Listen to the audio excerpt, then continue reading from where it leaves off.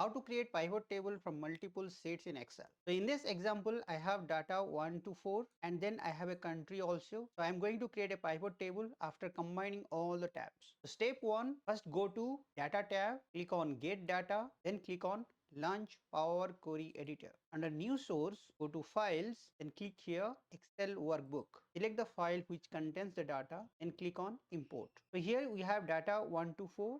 Then click on multiples.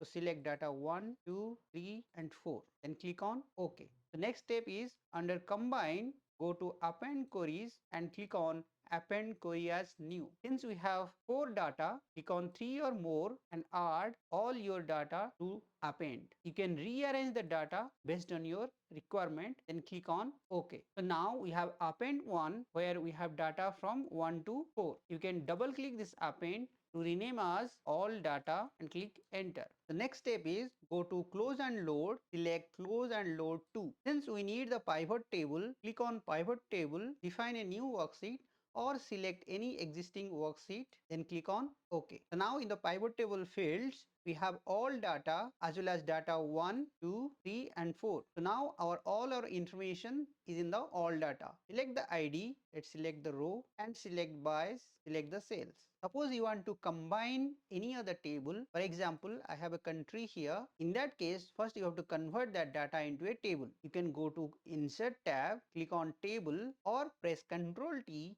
to convert that into a table. Then under pivot table, go to pivot table analyze, click on relationship, then click on new all data and we have table 1 which we have created right now. From this we have ID as a common. So let's select the ID and click on OK and close. So instead of ID, go to your all tab and your table 1, select the country and drag to the row. So instead of ID, you can have the country with your buy and sells.